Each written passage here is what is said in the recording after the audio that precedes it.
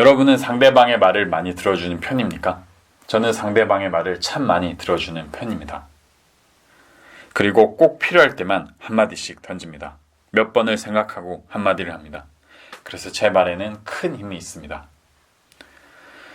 저는 힘있게 말하는 것에 대해서 초등학교 때 깨달았습니다. 초등학교 때 저는 싸움을 참 많이 했습니다. 친구들과 하루가 멀다 하고 싸웠습니다.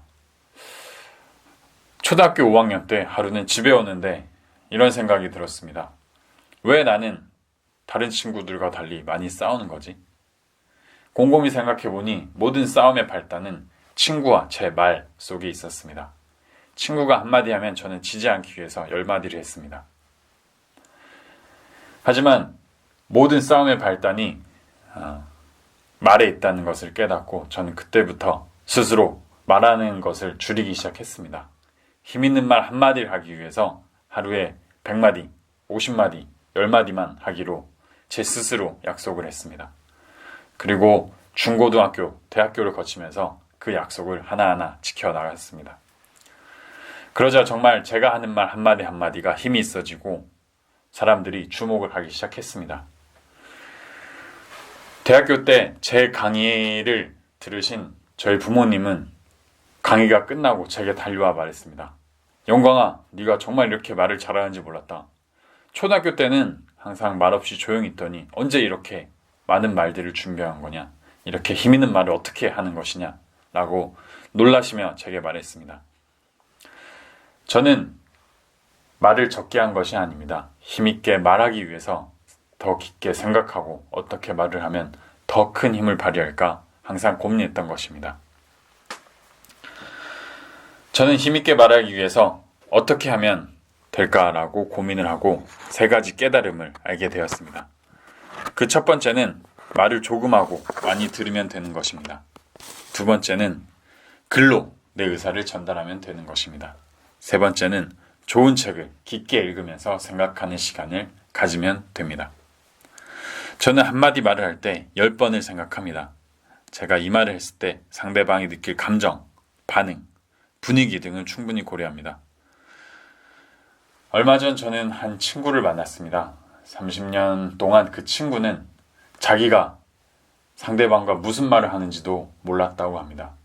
왜 내가 말만 하면은 사람들의 이야기가 끊기는지 몰랐다고 합니다. 저는 그 친구한테 이렇게 말해줬습니다. 네가 말하기 전에 충분히 네가 무슨 말을 하는지 생각을 해라. 10마디 할 거를 한마디로 줄이고 그 한마디도 내가 무엇을 할 거다라고 모든 문장을 생각한 후에 한마디를 던져라. 그러면은 사람들이 내 말에 귀 기울여 줄 것이다 라고 충고해 줬습니다. 정말 그 친구는 제 충고를 잘 따랐고 얼마 뒤에 사람들한테 인정을 받았습니다. 여러분도 꼭 필요한 장소에서 필요한 만큼만 말하면은 모든 사람들한테 쉽게 인정을 받을 수 있습니다. 힘있게 말하기 위해서는 꼭 말로만 할 필요 없습니다. 글이 더 큰 힘을 발휘할 때가 있습니다. 말로 의사를 전달하게 되면 상대방은 그리고 저는 충분히 생각할 시간이 없습니다. 감정에 의해서 말을 하게 되고 그런 감정적인 말은 상대방에게 오해를 불러일으킵니다. 그래서 굳이 말로 할 필요가 없는 것들은 글로 써내서 내 의사를 전달하면 됩니다. 그런 의미에서 책 쓰기는 정말 최고의 방법입니다.